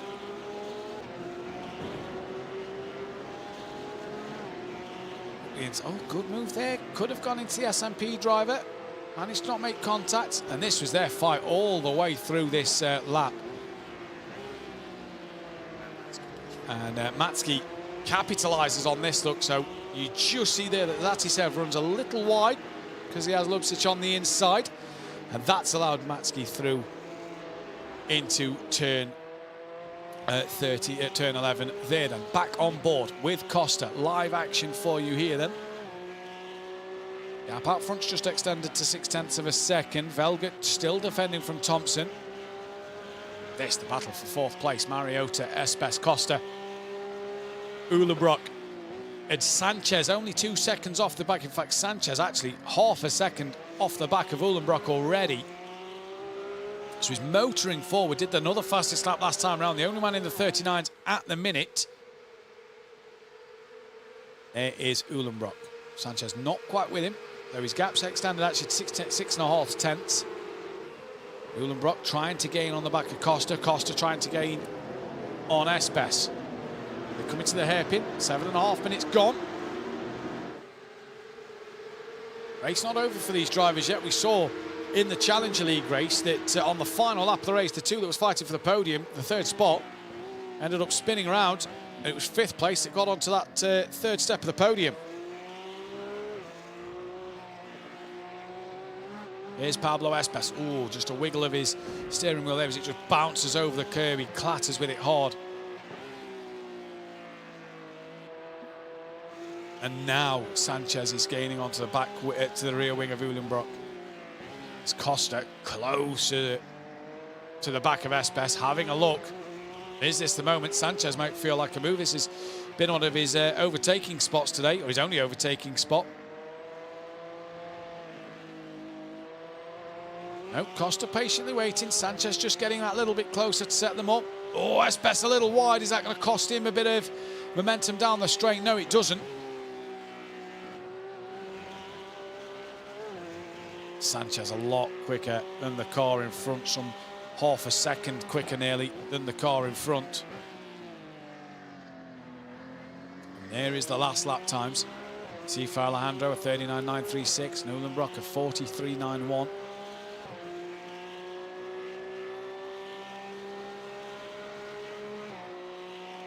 Now Costa can try and use that slipstream down up towards the hairpin. 9 minutes gone of this 20-minute race. No manoeuvres there. Even Sanchez just getting close to the back of Uhlenbrock, but can't seem to get the move done. He looks like he's trying to tuck underneath. Wasn't successful. That is Lubsic and Harris side by side in the background. Lubsic had a bit of a wiggle out the hairpin, and Harris now gets up the inside in towards turn 7. Here comes Damien Harris. And through he goes at 7, but Lubsic keeps the outside line for turn 8, where we'll have the inside. And Harris, will he tuck back in? Yes, he will. Can't finish the move. They're all behind Kofanov at the moment. There's Matsky as well as Zatisev in the background. So they're all trying to make up a few places in this race. Harris now defending from Matsky, who just a little bump there maybe from Matsky on the rear of Harris. Not enough to unsettle the car though. And these are all behind Kofanov, 4P9. Back to Uhlenbrock, who's got Alejandro Sanchez right behind him halfway through this race. Then we're at half distance. The two Italian drivers, Porter and Kunze, didn't start this one, let's not forget.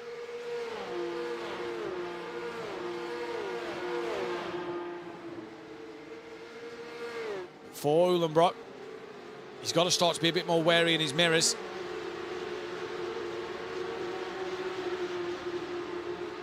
Onto the long straight, Sanchez. Is this where he's going to set Uhlenbrock up the inside? Still trying to recover from that poor start was Alejandro Sanchez. Good pace today again, a couple of attempts quicker than Uhlenbrock, but because he's in this train, he's not allowing to show his full pace. There's a swap down the order. Matsky and Harris. As Harris gets back up the inside of Matsky, and did Lubsic and Kofanov just make a bit of contact there. Kofanov gets a poor run out the hairpin, then just squeezes Matsky onto the grass. Harris is now going to look up the inside. Zatisev is going to as well on Matsky. Zatisev ahead of Matsky. Kofanov and Harris going tooth and nail with this. Harris going to try around the outside. This could allow Zatisev to attack Harris, but it doesn't. Matsky keeps it around the outside of Zatisev, and Matsky back ahead of the Russian driver. And a great scrap here for that 9th, 10th, 11th and 12th place. Uhlenbrock now has Sanchez breathing down his neck in towards the stadium area. They go towards the final couple of corners. Alejandro Sanchez, man on a mission after his poor start, his own mistake that led to him tumbling down the order.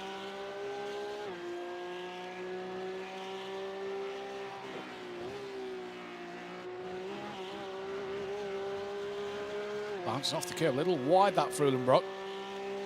Sanchez, remember, started 7th in this race. He's only down 1 place at the moment.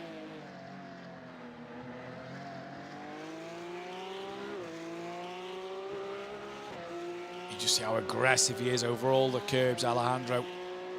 Using all of the track he can. In that slipstream now of Uhlenbrock, who's himself isn't far off the back of Costa. Costa right up the rear wing of Espes. And is that Costa having a look on Espes? It is. And the door's open from Uhlenbrock, and Sanchez sneaks up the inside as well. That was left late, but Uhlenbrock did not close the door. And Sanchez goes through. Costa couldn't get the move done on Espes. So he hangs on, but Sanchez moves into P7. Great manoeuvre that from Alejandro Sanchez.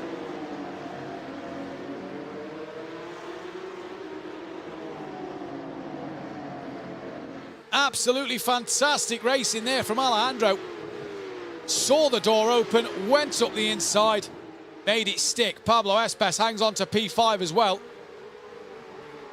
And out front, Bellicki, half a second is his gap. It's not as good a gap as he's had in other races, but it's still comfortable for him at the minute. Velgert can't put him under any pressure because he's got Thompson right behind him.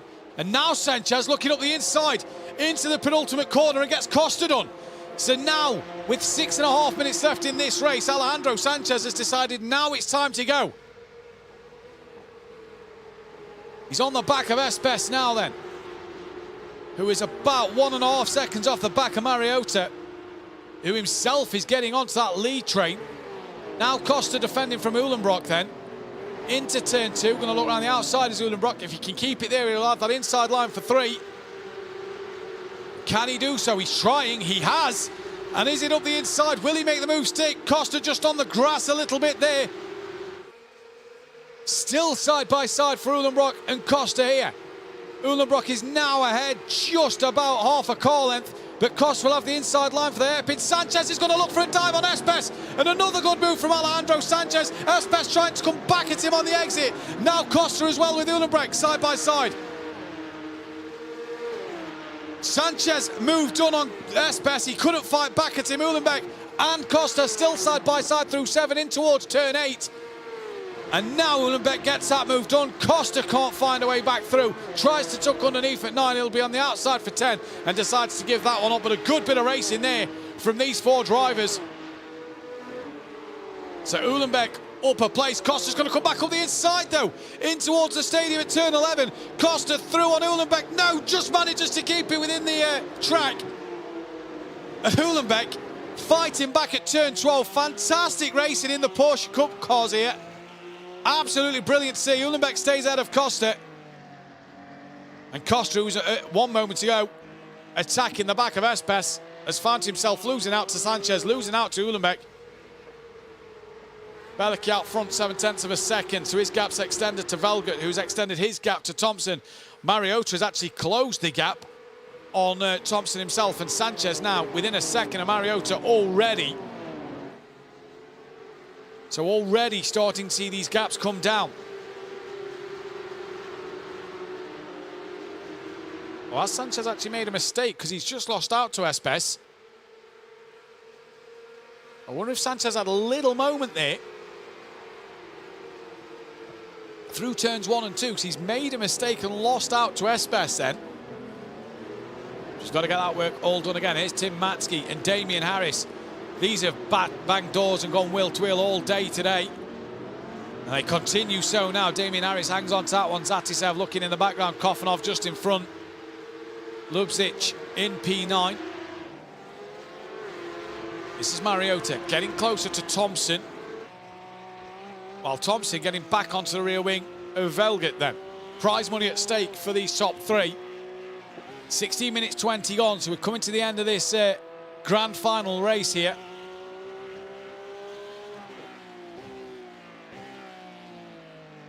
And Alejandro Sanchez has got to get back past Pablo Espes.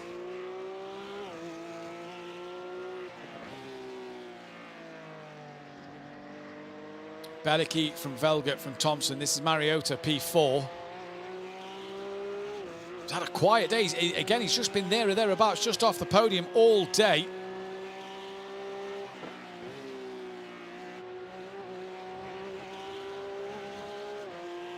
So it's now going to be about whether he can get through. This is Damien Harris, who has now lost out to Matsky and has got Zatisev right on the back of him.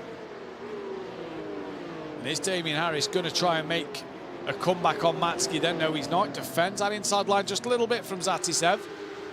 Kofanov doing enough as well. We can take a look at a few more replays in the mid-stage of the race. Alejandro Sanchez up the inside of Uhlenbrock then, as well as Costa trying to attack that of Espes. This was all before it unravelled for Costa. Was once attacking Espes. Sanchez got past Uhlenbrock beautifully. Then Sanchez goes, you know what? I need to get a move on if I want that podium. Gets up the inside of Costa towards the penultimate corner. Then gets past Espes at the hairpin, which Espes did try and fight back for a moment. And behind you have Uhlenbrock and Costa as well. And this was Costa getting back ahead of the Belgian driver. Just forcing him nearly into the gravel. An absolute fantastic racing. And this is back live. Zatisev down 4 places. He's currently 13th place. Matsky's on the back of Kofanov. Zatisev is on the back of Harris at the moment then, as they all come through into the final couple of corners. 18 minutes 28 on the clock. It says 1.5 minutes left And I believe Belicky has just started his last lap, so this will possibly be the last lap of the race here. Sanchez has got ahead of Espes again. So he's got back through, but he's 1.7 behind Mariota with 1 lap to go. So I don't think it's going to be a podium for Alejandro Sanchez in this one. Matsky's got ahead of Kofanov on the timing screens as well. So that one's been completed by Matsky. And that gap out front, Belicky to Velget, has just opened up a little more. Thompson then has, once again as well, had his gap opened up, but he's also extended his over Mariota. So the top 3 looking a little comfortable. Kofanov and Matsky going tooth and nail here. Matsky's going up the inside of the hairpin on Kofanov and nearly gets tapped by Harris in the rear. Managed to all avoid contact. But the last lap of the race, and it's Lewis Belicky then, who is absolutely flying. Matsky and Kofanov, they've exchanged places once again. Matsky's up into the top 10 now. And Belicky, Heat 2 win. Consolation win. Grand Final win for the Apex Racing Academy driver. Take home a little bit of prize money as well, so that'd be fantastic for him. Rounds out the final couple of corners into the penultimate one. Nice and easy as you go.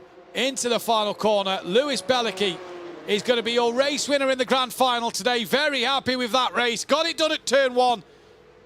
And he didn't look back since. Velget P2, Thompson P3 rounding out the podium. Mariota P4, Sanchez P5, Espes in 6th, Uhlenbrook P7, Costa 8th, Lubsic P9, Matsky P10. Harris got ahead of Kofanov as well. P11, Zatsisev P12, Kofanov 13th, Sirozambra 14th, and Kunze and Porter didn't take the start of the race. So your podium 3, your top 3, Lewis Belicky P1, Mario Velget P2, Patrick Thompson P3. They will be the drivers who will take home the prize money. €200, €150, 100 euros there for them. So congratulations, them 3 drivers. We'll get to speak with them in a few moments' time as well. There is the final classification. Lewis Belicky, your race winner. From that of Mario Velget, Patrick Thompson P3, Mariota, Alejandro Sanchez, Espes, Uhlenbrook, Pascal Costa, Nicholas Lubsic, Tim Matsky rounding out the top 10. Damien Harris, Valasy, Zatisev, Dmitry Kofanov, Sirozambra, and as we said, Kuzna and Porter did not take the start race. Fastest lap did go the way of Alejandro Sanchez, but he just didn't have the outright pace to come through the field to get himself onto the podium. But what a race it was. Fantastic race. Great battles up and down the order. Great to see some good racing at the very end. It was a fantastic day of action. And that will be all she wrote. But the top 3, two Apex Racing Academy drivers on the podium and 1 Impulse Racing driver on the podium as well. So good for them teams. And yeah, we are going to just wait for the drivers to come in for the interviews. A great day of racing. We'll be back in 2 weeks' time for the next iRacing event, which will be getting announced later on today. So make sure you keep your eyes out for that one. But what a day. We can all catch our breaths a little bit now. Some great moves pulled off there. Alejandro Sanchez, Damien Harris, Matsky made some fantastic moves, as well as the 2 S&P racing drivers of Zatishev and Kofanov in the thick of the battles today. It was really good to see everybody go through that there. It was really, really interesting racing at the Hockenheim ring then. And as we saw, a good weekend of Racing Unleashed action with the Road to Ascari Assetto Corsa race yesterday, won by Alejandro Sanchez, Enrique Marignon and Angelo Michel taking that prize of the track day at the Ascari circuit. And then today for Lewis Belicky, Mario Velget and Patrick Thompson taking the prize money of €200, €150 and €100 home with them. Fantastic to see all round what all these drivers did today. Great to see some comments in the chat earlier on. And a fantastic day of racing by the Racing Unleashed drivers. We are just waiting the drivers in for interviews, and then we can speak with the top 3. Mariota, he can be proud of today's action. You know, he's there or thereabouts, P4 in the heats in finals as well. So yeah, you know, not the podium, not the prize money he'd have wanted, but he can be happy with his P4 achievement. Alejandro Sanchez probably disappointed, let himself down in the final with that race start is where he tumbled down that order 5 places he went. So he had work to do to fight through the pack. Espes as well, fantastic race from Pablo. Managed to hang on for a few places. Good fight with himself and Costa and Uhlenbrock throughout the races as well. Lubcic, great battle with Damien Harris and Zatisev and Kofanov all day. Tim Matsky, what we didn't get to see the best from him because of internet problems in the heat, and then potentially as well, and then he retired due to being taken out in that Consolation. We didn't possibly get to see Tim Matsky at his best today, so it'll be interesting to see if he'll return and provide us with some dramas later on in the year. Damien Harris, good fights, as did Zatisev and Kofanov. Didn't see a lot from Sirazamba either, just didn't have the outright pace today in this Cup car around Hockenheim ring to manage to mount a challenge in this race today. So for Ciro, bit of work to do, maybe back to the drawing board. And as you can see behind me, some great shots. That was one of Alejandro's many overtakes then, and it was great to see from him. But what a day worth of action this was. It was absolutely fantastic to see the dramas, the thrills and sprills here at the iRacing event of the Hockenheim ring. That is the Porsche Cup 1 done. And as we said 2 weeks ago, each time we get to the challenge event, there will be a new event. We can now speak with our race winner, and we can speak with Louis, who will be the man to take home €200. Louis, congratulations on the race win. Thank you very much. That was a pretty good race from yourself, because you did it all in the in sort of the B final, if you will. You got the pole position there, and it was a pretty good start, and you didn't really need to look behind you much.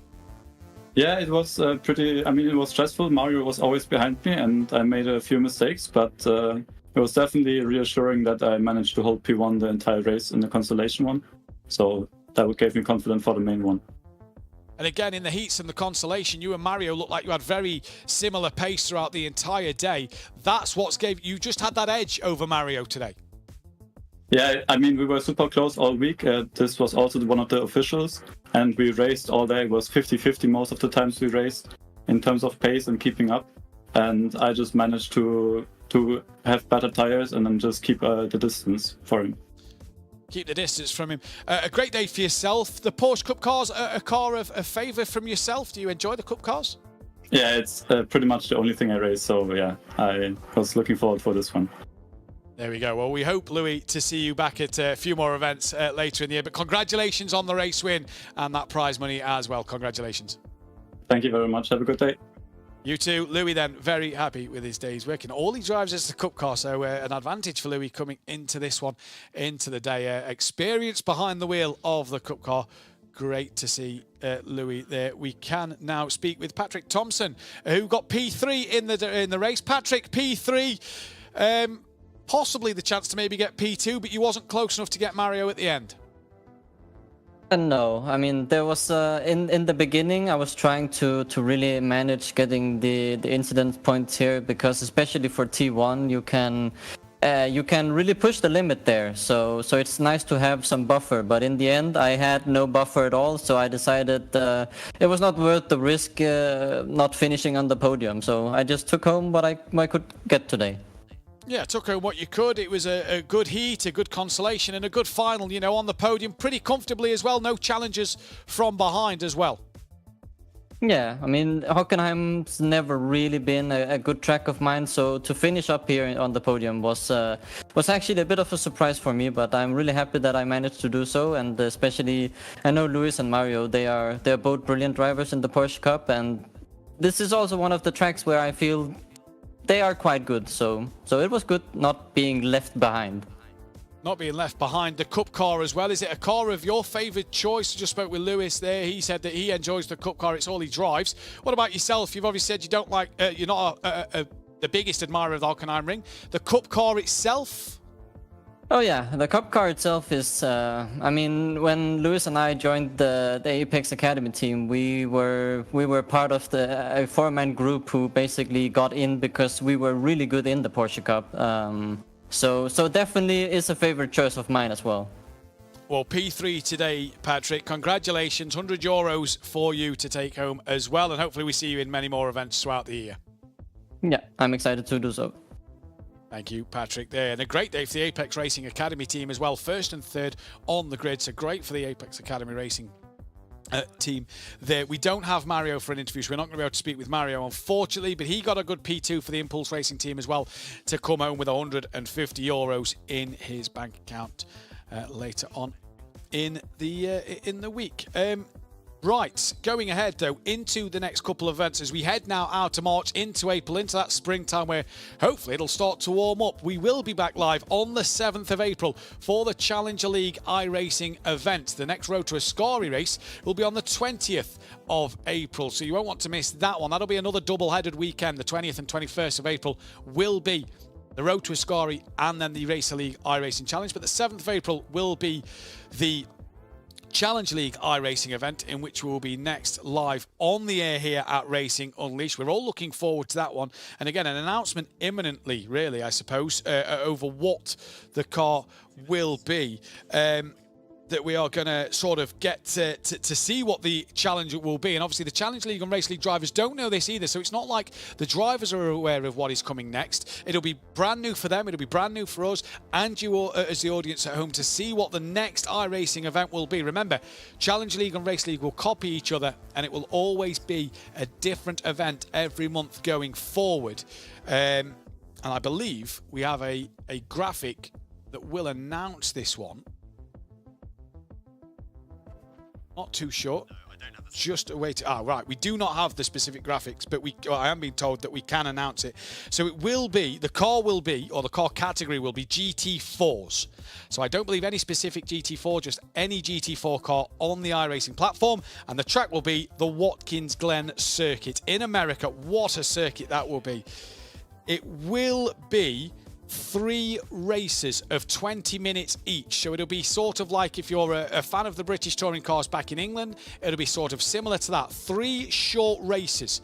The bonus of these races is the top 15 from race 1 will be reversed. 15th will be pole position and first will be 15th, so on and so forth, for race 2, and the same race 2 into race 3. The way they will determine the grid for race 1 will be a 10-minute qualifying. And again, prize money for the top 3. The difference is it will not be prize money for the top 3 from race 1, 2 and 3. There will be no driver eliminations. It will be a points-based system from race 1, 2 and 3. The person with the top 3 drivers with the most points at the end of race 3 will be the top 3 on the podium that day. And we did have the graphic for it. 30 cars can qualify for this event. The Challenge League the 7th of April, the Race League the 21st. 10-minute lone qualifying. Grid order will be sorted by qualifying for race 1. Race 2 and 3, the cars will be 15-car switch, and that will be the way it goes. Again, points-based system in terms of the top 3 drivers with points at the end of the day will be the drivers to take home the prize money in that one. So that will be the format for the next race. GT4s around Watkins Glen. Absolutely looking forward to that one. I had the privilege of driving some GT4s 2 weeks ago around Donington Park. They are brilliant to drive, and they're going to be absolutely fantastic. If people want to get involved in sign-ups, head to apexracingleague.com and get yourself signed up. It is free to enter. Anybody with iRacing can do so. All you need is the correct iRating to get into the Challenger League or the Racer League. You then have to set a preliminary qualifying time when the qualification period opens. That will be to determine if you qualify as one of the 30 drivers to take part in the event on that day. So head over to apexracing.com and that will apexracingleague.com. And that will then take you to the sign-ups as well on there. So make sure you check out them sign-ups because you don't want to miss this. Bit of prize money at stake, Race League or Challenge League. You will not want to miss that action. And GT4s at Watkins Glen, that could be an absolutely epic race to bring to you guys as well. So make sure you sign up there and do your preliminary qualifying into this one. Obviously, we do have the Assetto Corsa Championship coming up later in the year. It's something that we haven't spoken about much at the moment. We'd have been into the season or into the prologue this time last year, but it is the season opener in September, I do believe, for the Assetto Corsa Championship at Racing Unleashed, where we see the Challenge League and Racer League drivers take to the simulators and take to their action. And we do have the prize money for this season's championship that we can show you now. So this was announced earlier today that £3,500 3,500 Swiss francs for a race win if you win in the Racer League, and that goes all the way down to 200, 750 Swiss francs for a race win, all the way down to 100 in the Challenger League. If you are the champion of Racer League, you get 15,000 Swiss francs for the season. If you are a champion in the Challenger League, you get 3,000 Swiss francs. So for the likes of Yannick Pletcher that we saw yesterday, who struggled that little bit on Mode 4, he's got to learn to come up the modes onto the Racer League platform, and he will be looking for some that prize money. He took home 3,000 Swiss francs, as well as wherever he finished in the races. And for Michael Smeedel, we saw he took the 15,000. Alejandro Sanchez took home the 9,000 Swiss francs for the championship. Obviously, whatever he'd won throughout the season, race-wise as well. Brilliant season to get involved in. If you want to get involved in them, you have to be in one of the racing lounges, whether it is in Calm, Zurich Airport, or at the Kemptal Lounge in Switzerland. And then you've got Madrid and Munich as well. To go there, you have to qualify for the Challenger League event. So the top 20 drivers, based off of times you set in the racing lounge, will qualify you for the Challenger League race. For the Racer League, I do believe it is a set 20-car grid, but more details will come as the years come out in terms of that. That is one thing we are looking forward to. Obviously, we finished that season with the Battle for Glory back in January, just a few months ago, where Alejandro Sanchez won the race from Michael Smeedel, but then it was the other way around for the championship. All the top three from both Challenge League and Race League was in the Munich Lounge and met each other for the first time. It was a great event and a great day. It was a long day as well, because it was Challenge League and Race League all in one. So brilliant action there. So you will want to make sure you are with us for that later in the year.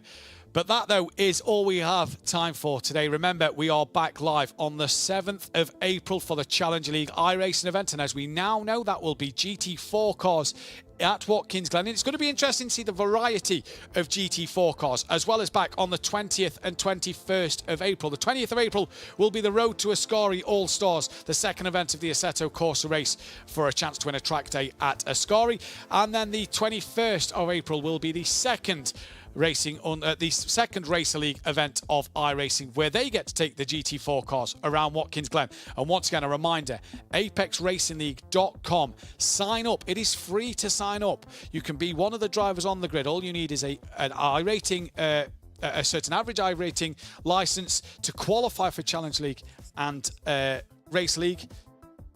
And then so it's 6k for Challenge League, 6k and above for Race League is what I've been told in my ear. So that then is what you need to qualify. You just need the iRating. After that, you have to set a preliminary qualifying time, and that will see if you are in the 30 drivers to get on to that race weekend. apexracingleague.com. Make sure you sign up there. But thank you all for tuning in today. Been an absolute fantastic race today for the Racer Leagues. We'll see you in 2 weeks' time. Goodbye.